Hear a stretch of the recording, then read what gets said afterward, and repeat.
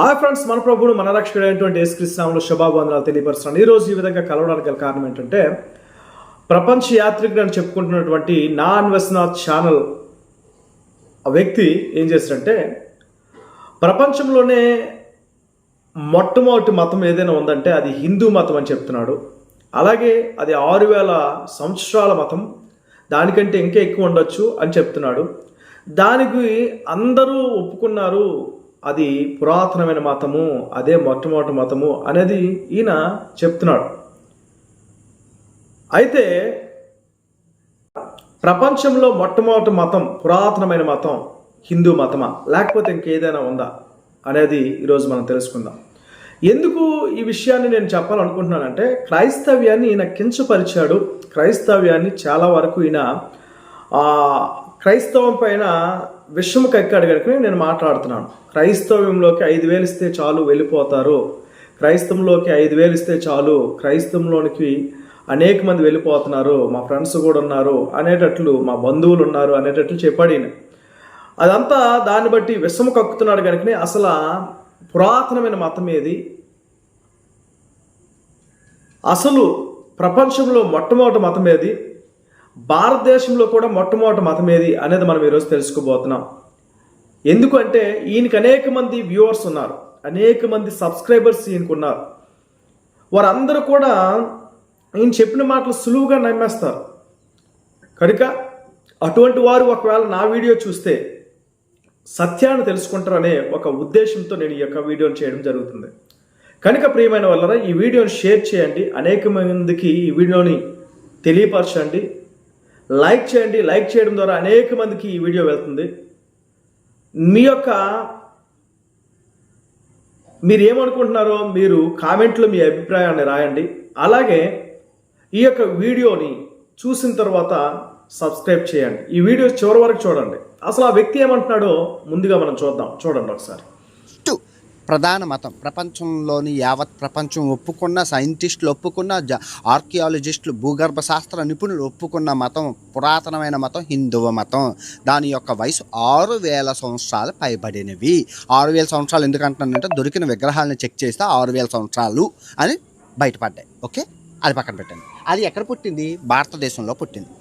Okay, ఈయనేమంటున్నాడంటే, ప్రపంచంలో మొట్టమొదటి మతం ఏదైనా ఉందంటే అది పురాతనమైన మతం హిందూ మతం మాత్రమే అని మాట్లాడుతున్నాడు. అయితే ప్రతి ప్రశ్నకు, ప్రపంచంలో ఉన్న ప్రతి ప్రశ్నకు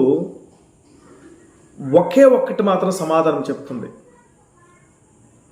మనుషులు జన్మ గురించి, మనుషుల యొక్క మరణము గురించి, మరణించిన తర్వాత మనుషులు ఏమవుతారో అనే విషయాల గురించి, సృష్టి గురించి, సృష్టి యావత్తు గురించి మాట్లాడేది, స్పష్టంగా మాట్లాడేది, వివరించేది ఏదైనా ఉందంటే అది ఏకైక గ్రంథము బైబిల్ గ్రంథం. మానవుల యొక్క ప్రతి ప్రశ్నకు సమాధానం ఇచ్చే గ్రంథం ఇది. ప్రపంచ చరిత్రను తెలియపరిచే గ్రంథం ఇది. మానవుల యొక్క చరిత్రను తెలియపరిచే గ్రంథం ఇది. సృష్టి యొక్క చరిత్రను తెలియపరిచే గ్రంథం ఇది. కనుక ఈ గ్రంథం నుంచి మనం ఈరోజు పరిశీలన చేద్దాం. అలాగే కొన్ని మ్యాప్స్ ఉపయోగించి కొన్ని విషయాలు మీకు తెలియపరుస్తూ నేను ముందుకు వెళ్ళాలని ఆశపడుతున్నాను. ఆదిలో దేవుడు సమస్తమును సృష్టించిన తర్వాత, భూమి ఆకాశమును సృష్టించిన తర్వాత, సూర్యచంద్ర నక్షత్రాలను సమస్తమును సృష్టించిన తర్వాత దేవుడు ఏం చేశాడంటే, ప్రియమైన వాళ్ళరా, నేల మట్టిని తీసి ఒక నరుని తయారు చేశాడు. ఆ నరుని పేరు ఆదాం. ఆ నరులో నుంచి ఒక ఎముకను, మాంసమును తీసుకొని స్త్రీనిగా చేశాడు. వాళ్ళిద్దరిని ఐక్యపరిచాడు, వివాహం చేశాడు. వారిని ఏదోను వనంలో ఉంచాడు. వాళ్ళు దేవుడికి వ్యతిరేకంగా పాపం చేయడం వలన వారు ఏదోను వనం నుంచి దూరంగా వారిని దేవుడు పంపించడం జరిగింది. అయితే బయటకు వచ్చేసిన తర్వాత వారికి దేవుడు ముందుగానే చెప్పాడు, మీరు భూమిని నిండించండి, విస్తరించండి అని చెప్పాడు. కనుక ప్రియమైన వల్ల వారు ఏదోనం నుంచి బయటకు వచ్చిన తర్వాత, పాపములో పడి బయటకు వచ్చిన తర్వాత వారు పిల్లలను కంటూ విస్తరించడం ప్రారంభించారు. ఆది కాండము 1 అధ్యాయం, 2 అధ్యాయం, 3 అధ్యాయం చదివితే వాటి గురించి మనకు తెలుస్తారు. 4 అధ్యాయం వరకు. 4 అధ్యాయం నుంచి వారి పిల్లలను మరి కనడం, విస్తరించడం వలన 6 అధ్యాయంకి వచ్చేసరికి 6వ అధ్యాయము మరి మనం చదివితే 6వ అధ్యాయంలో ఒక మాట వ్రాయబడి ఉంటుంది. భూమి మీద మనుషులందరూ కూడా వారు చెడు నడతను నడవడం వలన బహు పాపం విస్తరించిందంట. బహు పాపము విస్తరించింది భూమి మీద. దేవుడు కూడా ఎందుకు వీరిని చేశానా అనేటట్లు ఆయన నొచ్చుకున్నాడు. ఆ విధంగా వారందరూ పాపం చేశారు. దేవునికి ఇష్టం లేని అసహ్యమైన కార్యాలు జరిగించారు. అయితే దేవుడు వారందరినీ కూడా నాశనం చేయాలి అనుకున్నాడు. అందుకే దేవుడు జలప్రళయమును రప్పించి వారిని నాశనం చేయాలనుకున్నాడు. అయితే వారందరిలో నోవాహు అనే వ్యక్తి ఆయనకి దేవునికి ఇష్టకరంగా బ్రతికాడు, నీతిమంతుడిగా జీవించాడు, యథార్థవంతుడిగా జీవించాడు, దేవుడు అంటే భయము భక్తి కలిగిన వాడు జీవించాడు. కనుక నోవాహును తన కుటుంబాన్ని ఏం చేశాడంటే దేవుడు రక్షించాలని ప్రణాళిక వేసి వాడను సిద్ధపరచుకోమన్నాడు. వాడను సిద్ధపరిచిన తర్వాత అనేక భూజంతువులను, పురుగులను, అలాగే ఆకాశ పక్షులను సమస్తమును జతలుగా అందులో ఉంచమన్నాడు. వీరు కూడా ఆ వాడలోనికి వెళ్ళమన్నాడు దేవుడు.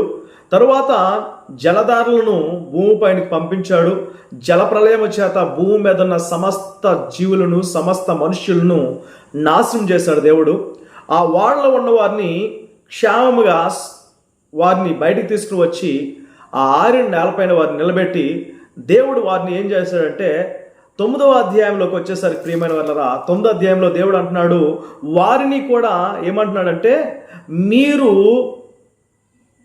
ఫలించి అభివృద్ధి పొంది భూమిని నింపుడి అని మాట్లాడాడు. వారితో కూడా వారిని కూడా విస్తరించమన్నాడు, భూమిని నింపమన్నాడు, పిల్లలతో అనేక మంది మనుషులతో భూమిని నింపమన్నాడు. కనుక నోవాహుకు దేవుడు తన పిల్లలకు ఇచ్చినటువంటి మాటను బట్టి వారు కూడా ఏం చేశారంటే ప్రియమైన వాళ్ళరా, 11వ అధ్యాయంలోనికి వస్తే మనము 2వ వచనాన్ని మనం పరిశీలన చేస్తే వారు తూర్పున ప్రయాణం అవుతూ వెళ్తే అక్కడ సీనార్ అనే ప్రదేశం ఒకటి కనిపించింది. ఆ సీనారు ప్రదేశంలో లేకపోతే సీనార్ దేశంలో, అప్పుడు దేశములుగా విభజింపబడలేదు, పెలెగు అనే ఆయన పుట్టినప్పుడు దేశములుగా విభజింపబడింది భూమి. ఓకేనా? అయితే నేను ముందుగా చెప్తున్నది ఏంటంటే ప్రియమైన వాళ్ళరా, వారు సీనార్ దేశం ఎక్కడి నుంచి ఈ యొక్క వాడ ఎక్కడ ఆగిందో, దేవుడు ఎక్కడైతే వారిని ఆ వాడలో నుంచి బయటికి తీసుకుని వచ్చాడో అక్కడ వారు ప్రయాణం చేస్తూ తూర్పు దిశగా ప్రయాణం చేశారు. వారు తూర్పు దిశగా ప్రయాణం చేస్తూ ఉండగా సీనారు మైదానం ఒకటి వచ్చింది. అక్కడ చక్కని మైదానము ఉండడం వలన, అంటే రెండు నదులు ప్రవహిస్తున్న ప్రాంతం అది. అందుకే దాన్ని మెసొపొతేమియా కూడా అని అంటారు. ఆ ప్రాంతంలోకి వచ్చేసరికి చక్కగా వారు బ్రతకడానికి, వారు నివసించడానికి అది చాలా చక్కగా అనిపించింది. కనుక అక్కడ వారు ఏం చేశారంటే నివాసం చేసి విస్తరించడం ప్రారంభించారు. నోవాహు పిల్లలైనటువంటి షేము, హాము, యాపేతు అనువారు వారి భార్యలతో కూడినప్పుడు అనేక మంది పిల్లలు పుట్టారు. వారి వారి వారి వారి వారి సంతానం అలా విస్తరిస్తూ వచ్చింది ప్రియమైన వాళ్ళరా. ఈ విస్తరిస్తూ ఉండగా వీరిలో చూడండి, నోవాహు కుమారుడైనటువంటి హాముకి ఒక కుమారుడు పుట్టాడు. ఆయన పేరు కూషు. ఈ కూషుకు కూడా ఒక కుమారుడు పుట్టాడు. ఆయన పేరు నిమ్రోదు. ఈయన గురించి బైబిల్ గ్రంథం ఏం చెప్తుందంటే 10వ అధ్యాయంలోకి వెళ్తే 10వ అధ్యాయం 8వ వచనం నుంచి మనం పరిశీలన చేస్తే అక్కడ అంటాడు, కూషు నిమ్రోదుని కనను అతడు భూమి మీద పరాక్రమశాలి యుండుటకు ఆరంభించెను అని మాట్లాడతాడు. అంటే ఈ కూషు కుమారుడు అనేటువంటి ఎవరు? నిమ్రోదు అనే వ్యక్తి ఆ ప్రజలు విస్తరిస్తున్న సమయంలో వేటగాడిగా చాలా ధైర్యమైనటువంటి వ్యక్తిగా ఉన్నాడు, చాలా బలశాలిగా ఉన్నాడు. అదేవిధంగా మృగాలను చేల్చడంలో అయితేనేమి, మృగాలను వేటాడడంలో అయితేనేమి, అలాగే తనపై తిరుగుబాటు చేసినటువంటి మనుష్యులను వేటాడడంలో అయితేనేమి, అలాగే తన యొక్క మాట వినని మనుష్యులను కూడా తను మరి వారితో కూడా పోట్లాడడంలో విషయంలో అయితేనేమి, ప్రతి విషయంలో కూడా ఆయన బలశాలిగా ఉన్నాడు. కనుక ఈ కూషు కుమారుడైనటువంటి నిమ్రోదు ఏం చేస్తాడంటే ప్రియమైన వాళ్ళరా, వారందరిపైన అధికారిగా చలామణి అవడం ప్రారంభించాడు.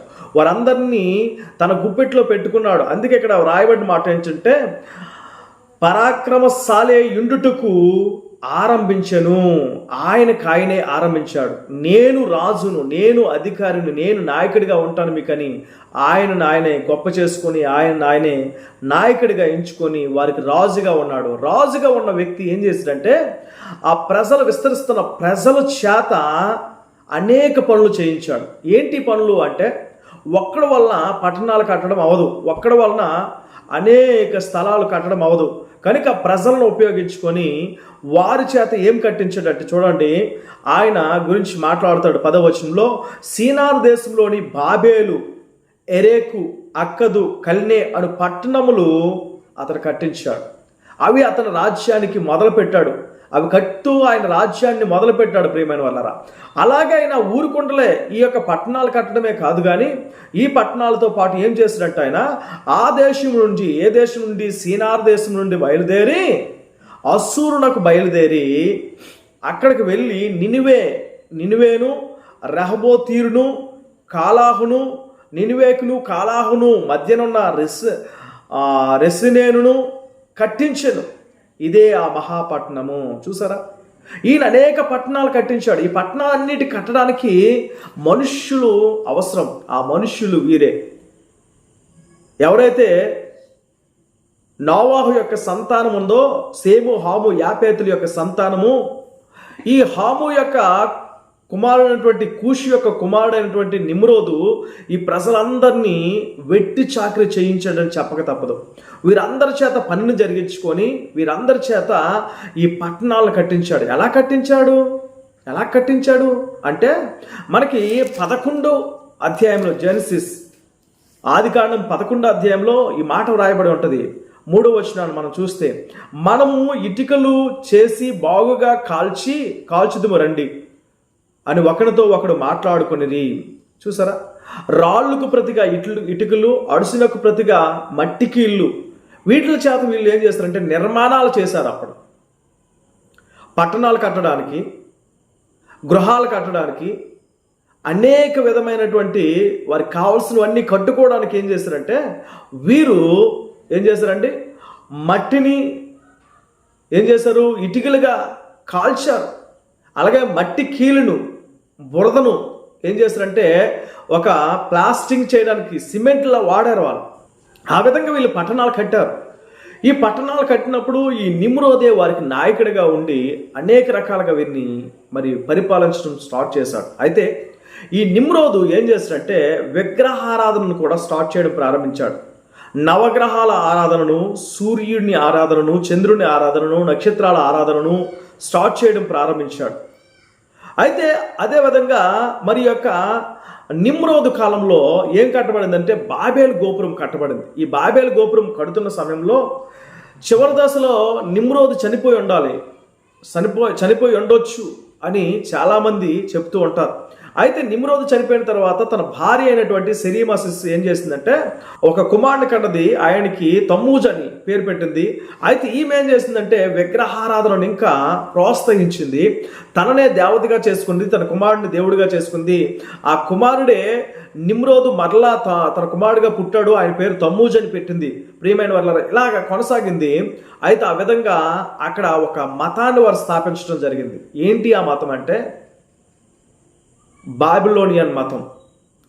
ఈ బాబిలోనియన్ మతంను వారు స్థాపించడం జరిగింది. బబులోను మతాన్ని స్థాపించడం జరిగింది. ఈ యొక్క అస్సిరియన్ మతాన్ని స్థాపించడం జరిగింది. ఈ మతాన్ని వాళ్ళు స్థాపించిన తరువాత వాళ్ళు ఇంకా ఆ యొక్క గోపురాన్ని కట్టుకుంటూ ఉన్నారు. ఎందుకు ఈ గోపురాన్ని కట్టారు అంటే వారందరూ ఎక్కడికి చెదిరిపోకుండా ఉండడానికి.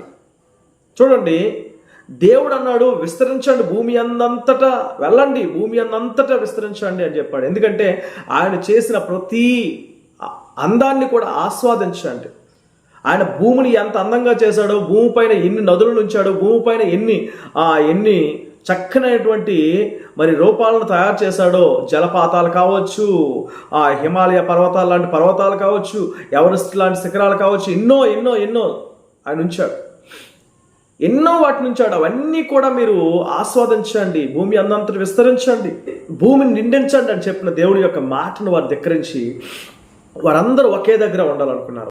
ఆదికాండము 11వ అధ్యాయం మనం చూస్తే వాళ్ళు ఏమనుకుంటున్నారో ఒకసారి చూద్దాం. చూడండి, 4వ వచనం, మనము భూమి అందంతటా చెదిరిపోకుండా ఒక పట్టణమును ఆకాశమునంటూ శిఖరము గల ఒక గోపురమును కట్టుకొని పేరు సంపాదించుకుందాము రండని మాట్లాడుకొనగా.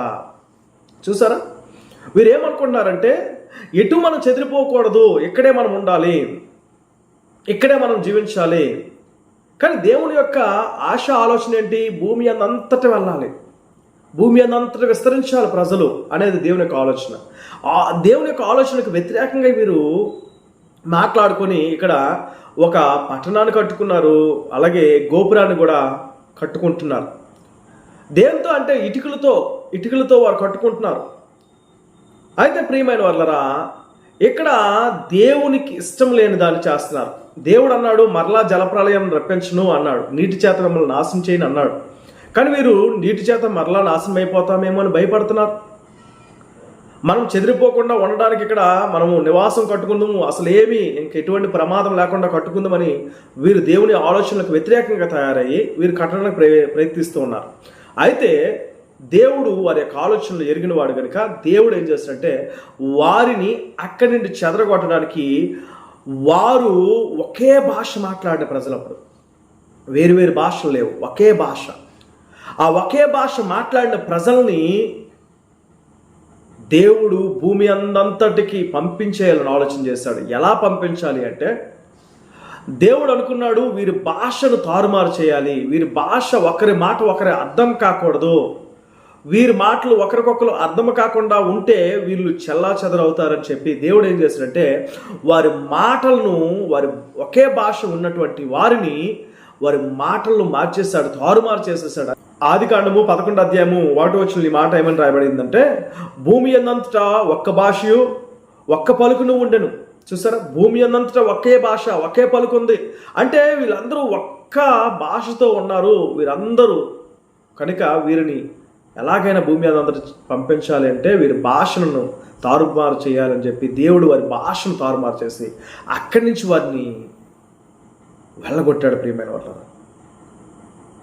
వాళ్ళందరూ ఆ బాబేలు గోపురం దగ్గర నుంచి ఆ సీనారు మైదానంలో కట్టబడిన ఆ పట్టణం దగ్గర నుంచి వారు భూమి అనంతట విస్తరించారు, భూమి అనంతట విస్తరించారు. సేము యొక్క సంతానము ఆసియాలో విస్తరిస్తే హాము యొక్క సంతానము ఆఫ్రికా ఖండంలో విస్తరిస్తే యాపేతు యొక్క సంతానము యూరప్ ఖండంలో విస్తరించింది. ఈ విధంగా విస్తరించారు. అయితే ఇక్కడ మనం ఎందుకు ఈ విషయాలన్నీ మాట్లాడుతున్నామంటే అసలైన పాయింట్ ఇక్కడే ఉంది ప్రియమైన వాళ్ళరా. ప్రతిదానికి బైబిలే సమాధానం అని ఎందుకు అంటున్నానంటే ఇక్కడే అసలైన పాయింట్ ఉంది. షేము యొక్క సంతానంలో పుట్టినటువంటి యాలాము అనే వ్యక్తి ఏం చేశాడంటే ఇప్పటి నైరుతి ఇరాన్ ప్రాంతంలో ఉన్నటువంటి ఆ ప్రాంతానికి వచ్చి అక్కడ సెటిల్ అయ్యడం, అక్కడ నివసించడం అనేది జరిగింది. నైరుతి ఇరాన్లో ఆయన వచ్చి నివసించడం జరిగింది. ఆ ప్రాంతమంతా కూడా ఆయన విస్తరించడం, ఆయన సంతానాన్ని విస్తరించడం చేసుకున్నాడు. ఎవరు? యాలాం అనే వ్యక్తి. అందుకే ఆ ప్రాంతానికి యాలాం అనే ప్రాంతం, లేకపోతే అది యాలామీయుల ప్రాంతం, వాళ్ళందరినీ యాలామీయులు అన్నారు. వీళ్ళు మూల పురుషుడు యాలాము అయినప్పటికీ కూడా వీళ్ళందరూ కూడా తర్వాత 100-200 సంవత్సరాలకి అనేక తెగలుగా విభజింపబడ్డారు. కనుక ఆ తెగల్లో నుంచి ఒక తెగ మన భారతదేశానికి, ప్రస్తుతము భారతదేశం అని పిలువబడుతుంది మన భారతదేశం. అప్పట్లో హోదు దేశం, మన భారతదేశం పేరు హోదు. ఈ హోద్ దేశం కోసం దేశానికి వాళ్ళు రావడం జరిగింది. యాలామీయులు ఒకే భాష, ఆ భాష కలిగిన వారు ఏం చేశారంటే కాకపోతే తెగలుగా విభజింపబడ్డారు. అంటే ఒక తాతకి పుట్టినవారు, వీళ్ళందరూ ఒకే వ్యక్తికి పుట్టినవారు యాలాం అనే వ్యక్తికి. కానీ అలాగ 100-200 సంవత్సరాలు అయ్యేసరికి వేరు అయిపోయారు. అరే నేను వాడిని, నేను వీడిని, వీడు వాడు. చూడండి, మనము కూడా ఒక 30-40 సంవత్సరాలు ముందుకు వెళ్తే మనం ఒక్కడుంటాడు ఒక తాత, వాడికి 4 పుడతారు, ఆ 4కి మరలా పిల్లలు పుడతారు, ఆ పిల్లలకి ఇంకో కొంతమంది పిల్లలు పుడతారు. వీళ్ళందరూ కూడా వేరు అయిపోతారు. కానీ ఒకరికొకరు సంబంధం ఉండదు. ఇక్కడ కూడా అలాగే ఈ 100-200 సంవత్సరాలు, లేకపోతే 300 సంవత్సరాలు, 400 సంవత్సరాలు అయిపోయింది. వీళ్ళు వచ్చేసి వీళ్ళందరూ కూడా ఏం చేస్తున్నారంటే విస్తరించిన వారు కొంతమంది మనం ఇక్కడ ఉండడం బాగోలేదు, ఇంకా మనం దూరంకి వెళ్దాం, మనకి స్థలం సరిపోవట్లేదు అనుకున్న వాళ్ళు ఏం చేశారంటే, కొంతమంది ఇప్పుడు భారతదేశం అని పిలువబడుతున్న ఈ భారతదేశము ఒకప్పుడు హోదు దేశముగా, ఈ హోదు దేశముగా ఉన్నప్పుడు వీరు ఏం చేస్తారంటే, ఈ యాలామీలలో కొన్ని తెగలు మన భారతదేశము అయినటువంటి హోదు దేశానికి రావడం జరిగింది. ఎలా వీరు వచ్చారు? ఖైబర్ కనుమల నుంచి వచ్చారు, అలాగే బోలాన్ కనుమల నుంచి వచ్చారు, అలాగే హిందూ కుష్ కొండల ప్రాంతాల నుంచి వచ్చారు. అలాగే ఇంకొంతమంది ఏం చేస్తారంటే, వీరికి పూర్వ అనుభవం ఉంది. ఏ అనుభవం ఉందంటే, పడవలు నడిపే అనుభవం ఉంది కనుక వీళ్ళు పడవల మీద కూడా ఈ యొక్క ప్రాంతాలకి రావడం జరిగింది. వీళ్ళందరూ వచ్చి ఎక్కడ నివసించారు అంటే, చూసారు అక్కడ మెసొపొతేమియా అంటే మనం చూసాం కదా, ఎక్కడ సీనార్ మైదానం, అక్కడ 2 నదులు ప్రవహించాయి. ఆ 2 నదులు ప్రవహించిన ప్రదేశంలో ప్రియమైన వాళ్ళారా, వాళ్ళు ఏం చేశారు? నివసించారు. అలాగే ఇక్కడ కూడా చక్కగా సింధు నది ప్రవహిస్తుంది. ఈ సింధు నది చక్కగా ఉంది, నివసించడానికి చక్కగా ఉంది కనుకనే వారందరూ కూడా ఈ సింధు నది ఆ పరిసర ప్రాంతాలలో వారి నివాసాలను ఏర్పాటు చేసుకోవడం జరిగింది. ఎందుకంటే నివసించడానికి అయితేనేమి, నీటికి అయితేనేమి, ప్రతిదానికి యోగ్యముగా ఉంది కనుక వాళ్ళు ఇక్కడికి వచ్చి నివసించడం జరిగింది. అర్థమవుతుందండి? వాళ్ళు అక్కడికి వచ్చి నివసించారు. అందుకే వాళ్ళు ఏమన్నారంటే, సింధు పరివాహక ప్రాంతంలో నివసించారు కనుక వాళ్ళని, ఆ యాలామీల్లో నుంచి వచ్చిన కొన్ని తెగలని సింధు ప్రజలు అన్నారు వీళ్ళని. కాకపోతే అప్పుడు మన భారతదేశము పేరేంటంటే హోదు దేశముగా ఉంది. దాన్ని సింధు దేశముగా తరువాత పిలిచారు, తరువాత కాలంలో. అది ఎప్పుడు అనేది మరలా మనం తెలుసుకుందాం. అయితే ఈ హోదు దేశంలోకి వచ్చినటువంటి వీళ్ళు సింధు నది ప్రాంతంలో, అంటే ప్రస్తుత పాకిస్తాన్ ప్రాంతంలో వారు ఏర్పడడం వల్ల, విస్తరించడం వల్ల వాళ్ళందరూ కూడా సంతోషంగా జీవించారు. వారు ఇంకా విస్తరించారు. అందుకే వారు చక్కనటువంటి కట్టడాలు కట్టారు. ఈ కట్టడాలు కట్టడానికి గల కారణము ఏంటి? వీళ్ళకి ఎలా తెలిసింది ఈ కట్టడాలు కట్టడం? హరప్ప, మెహంజదారో ఇవన్నీ ఈ కట్టడాలు ఎలా కట్టగలిగారు వీళ్ళు అని అంటే, ఈ యాలామీలందరికీ కూడా ఒక అవగాహన ఉంది కదా. ఎక్కడ? ఆ బాబేల్ గోపురం దగ్గర అయితేనేమి, నిమ్రోదు కట్టించినటువంటి ఆ పట్టణాలు ఏవైతే ఉన్నాయో, నినివే పట్టణం కావచ్చు, బాబేలు పట్టణం కట్టించాడు, ఎరేక్ పట్టణం కట్టించాడు, అక్కద పట్టణం కట్టించాడు, కల్నే అనే పట్టణాన్ని కట్టించాడు. మళ్ళీ అదేవిధంగా నినివే అనే పట్టణం కట్టించాడు, రెహబోతీరు అనే పట్టణం కట్టించాడు, కాలాహ్ అనే పట్టణం కట్టించాడు. అలాగే తర్వాత ఇంకే పట్టణం, రెషినేను అనే పట్టణం కట్టించాడు. ఈ పట్టణాలన్నీ కట్టించాడు. ఈ పట్టణాలన్నీ వీళ్ళ చేత కట్టించాడు కనుక వీళ్ళ యొక్క సంతానముకి ఆ ఐడియా ఉంది, ఎలా పట్టణాలను కట్టుకోవాలో, ఆ పట్టణాల్లో ఎలాంటి వసతులు ఉండాలో, కాలువలు ఎలా ఉండాలో, మరి ఆ యొక్క ధాన్యాన్ని దాచుకోవడానికి ఆ గిడ్డంగులు ఎలా ఉండాలో, ఆ ధాన్యం దాచుకోవడానికి వాటిని ఎలా దాచుకోవాలో, అదేవిధంగా నీటి కొలనులు ఎలాగైతే ఉండాలో, నీటి స్నానాల కొరకు వాటికలు ఎలా ఉండాలో, ఇవన్నింటినీ కూడా వారు అక్కడ అవగాహన వరకు ఉంది కనుక వారు ఇక్కడికి వచ్చి ఈ హరప్ప, మహంజదార్లో కట్టుకోవడం జరిగింది. అర్థమవుతుందండి? అక్కడ వారు ఇటుకలు బాగా కాల్చి ఎలాగైతే కట్టారో, ఇక్కడ కూడా ఇటుకలు బాగా కాల్చి అలాగే కట్టారు. అక్కడ వారు ఎలాగైతే పట్టణాలు కట్టుకున్నారో, ఇక్కడ మహంజదారో, హరప్ప అనే పట్టణాలు కూడా కట్టుకున్నారు వీళ్ళు. వాళ్ళు అక్కడ ఎలాగైతే నదీ పరివాహక ప్రాంతంలో జీవించారో, ఇక్కడ కూడా సింధు నదీ పరివాహక ప్రాంతంలో చక్కని ప్రాంతంలో, మైదానంలో జీవించారు వీళ్ళు. అయితే ప్రపంచంలో మొట్టమొదటిగా ఆరాధింపబడిన దేవుడు ఎవరైనా ఉన్నారు అంటే, సమస్తమును సృజించిన సృష్టికర్త అయినటువంటి దేవుడు యెహోవాయే ఆరాధింపబడ్డాడు. అయితే ఆయనది మతము కాదు. ప్రపంచంలో మొట్టమొదటి మతం ఏదైనా ఉంది అంటే అది నిమ్రోదు స్థాపించినటువంటి మతం. అది బబులోను మతం అని అనొచ్చు, అస్సీరియా మతం అని అనొచ్చు, లేకపోతే నిమ్రోదు మతం అని అనొచ్చు, లేకపోతే సెమీరామిస్ యొక్క మతం అని అనొచ్చు. ఆ మతాన్ని బాబేలు గోపురం దగ్గర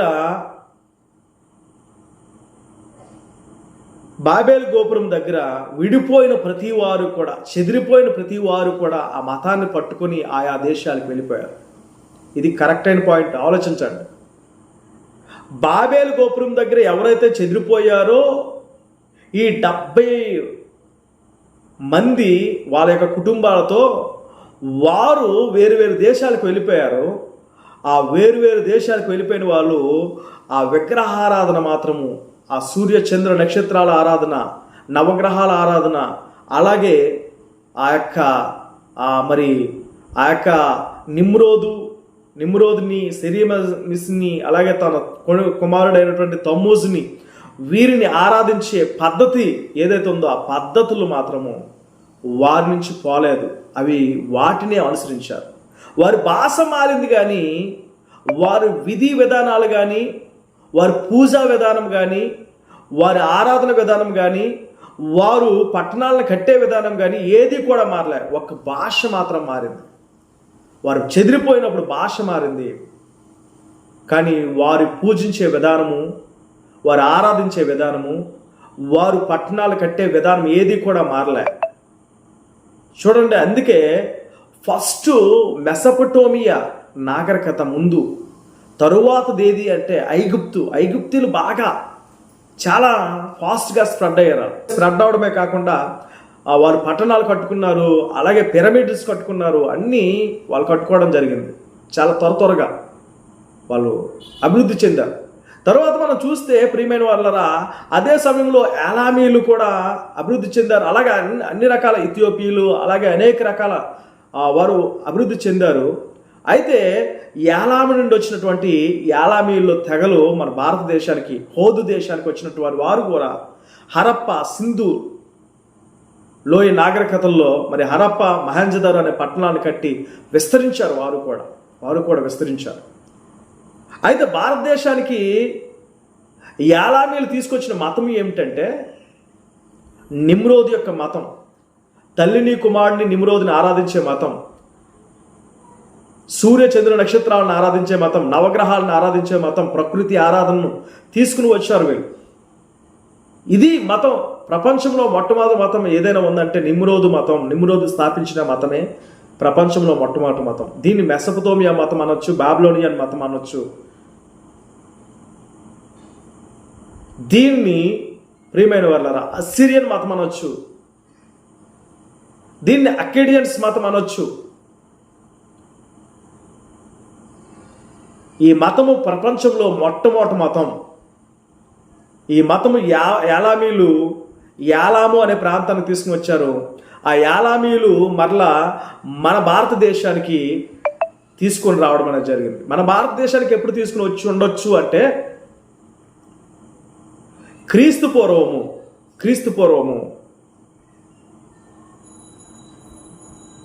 1900 లేకపోతే 1800, 1600 మధ్యకాలంలో తీసుకుని ఉండొచ్చు అనేది నాకు అభిప్రాయం. వాళ్ళు భారతదేశంలో 200 సంవత్సరాల కంటే ఎక్కువగా విస్తరించారు. హరప్ప, మొహంజదారో పట్టణాలు కట్టినప్పుడు విస్తరించారు. సుమారుగా 200 సంవత్సరాలుగా విస్తరిస్తున్న సమయంలో ఏం జరిగిందో మనం నెక్స్ట్ వీడియోలో తెలుసుకుందాం ప్రియమైన వాళ్ళ. ఈ భారతదేశంలో ఉన్నటువంటి సింధు ప్రజలు ఎవరైతే ఉన్నారో వాళ్ళు ఏలామీలు, వాళ్ళ భాష వీళ్ళ భాష, వాళ్ళు చేసుకున్నటువంటి మరి ఏదైతే ఉన్నాయో కట్టడాలు, వీళ్ళు చేసుకున్న కట్టడాలు ఒకేటే. వాళ్ళు రాసుకున్న రాతలు, వీళ్ళు రాసుకున్న రాతలు ఒకే విధంగా ఉన్నాయి. వాళ్ళకి వీళ్ళకి దగ్గర సంబంధం ఉంది కనుకనే ఏలామీలు తెగలలో నుంచి అనేక తెగలు ఇక్కడికి వచ్చి ఇక్కడ విస్తరించారు. ఇక్కడ సింధు నది దగ్గర ఈ సింధు పరివాహక ప్రాంతంలో జీవించారు. వీళ్ళు హరప్ప, మహంజదారో అనే పట్టణాలు కట్టారు. వీరు బహుగా విస్తరించి వీరు ఏం చేస్తున్నారంటే నిమ్రోదు స్థాపించిన మతాన్ని ఇక్కడ స్థాపించుకున్నారు.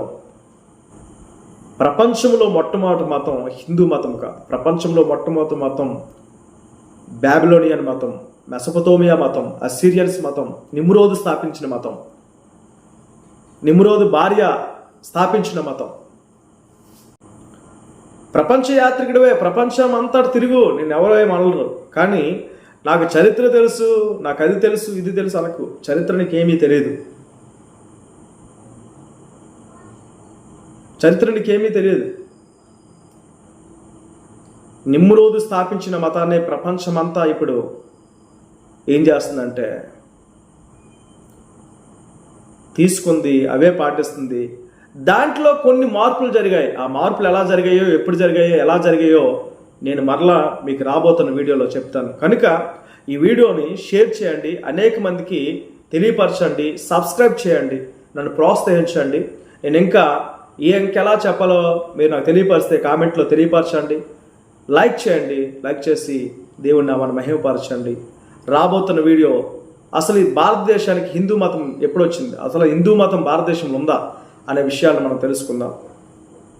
భారతదేశంలో ఉన్నటువంటి ఇప్పుడు హిందూ మతం అని చెప్పుకుంటున్నటువంటి ఈ మతం ఏంటి అసలు అనేది మనం కూడా మాట్లాడుకుందాం. ప్రియమైన వాళ్ళరా, ప్రతిదానికి వివరణ ఇవ్వడానికి నేను ఇష్టపడుతున్నాను. కనుక ఈ వీడియోని షేర్ చేయండి, అనేక మందికి మరి దీన్ని షేర్ చేసినట్లయితే అనేక మంది సబ్స్క్రైబ్ చేస్తారు, అనేక మంది దీన్ని తెలుసుకుంటారని నా యొక్క ఆలోచన. ఎందుకంటే ఈయన అనేక మంది సబ్స్క్రైబర్స్ని చెడ్డ మార్గంలోకి తీసుకెళ్తున్నాడు.